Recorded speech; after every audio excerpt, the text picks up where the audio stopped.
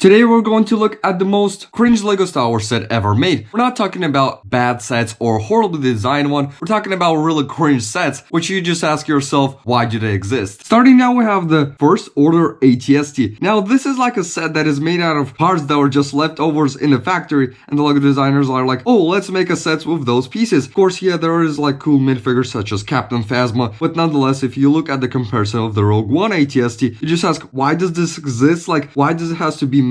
Like, even the stand, like, oh yeah, let's even add a stand and add a couple of other bucks. And this is one of the most underrated LEGO Star Wars sets, or just overrated. Like, it's just really bad for the reviews. And as you can see, yeah, it's just horribly designed, and you just ask, why does it exist? Like, really, why did it have to make such an ugly set?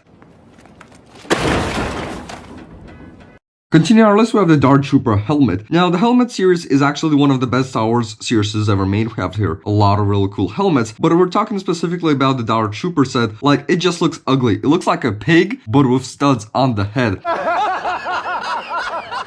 Like, if we look at from the series, from the Mandalorian season 2, we can see a really closer look, like how it's just really shiny head. Like, yeah, it looks actually really phenomenal, but just a stud full head. It is the ugliest helmet LEGO's ever designed. Even the LEGO minifigure looks like 1 billion times better, and it's even cheaper than the helmet set. Now we have another sequel set, which is the Knights of Ren transport ship. So as you can see, for the money that you pay, $40 for the set, yeah, you get 2 Knights of Ren, which look actually cool. Like, in somewhat of picture, yeah, they look some good, but nonetheless, they're just really horrible minifigures. But as you can see, the transport is just like a hoverboard or like a skateboard, and they just added, like, there's no really interior. There's just like a space for your 2 Knights of Ren, but even at the bottom, it's just like it's just like a skateboard with some play features. So yeah, it's one of the worst sequel sets ever made because it's just really horrible. Next up, we have the most overpriced junior set ever made, which is the ATST. Now let's just look at the play features which you get in this set and the models. If you're talking that this is the Ewok village, then you're obviously out of your mind. Like, it's just like a tree, and like the Ewok is just like a little bit taller. And if you're talking like that is a cannon and that is not, you're actually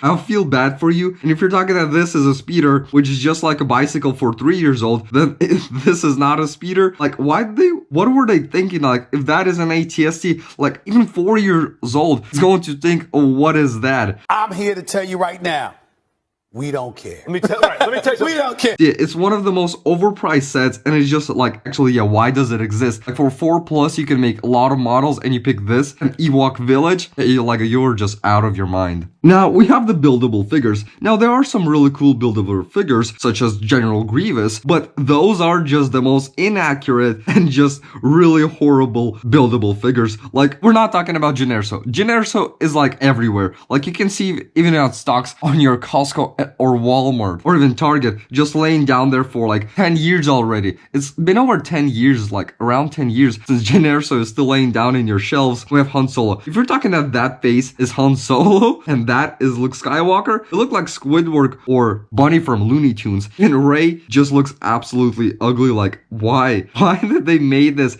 It's one of the most horrible themes that LEGO Star Wars has made, and it's just really horribly designed. Last but not least, we have the Luke Land Speeder. Like, the UCS one, yeah, it's actually a good set. It's a really good UCS set, but the Luke's Land Speeder is just such an iconic set. Like, we get them every year. Like, this is just so hilarious and just cringe from the LEGO side. Like, we get billions of Luke Skywalker sets where we're not getting any prequel sets, or we're getting them, but in just the worst condition ever. So yeah, the Luke's Land Speeder, I think, is the most cringe set because we get it every year, just every year. And it's just the same design-wise. And it's just actually just the same set, like, every year. Are you serious?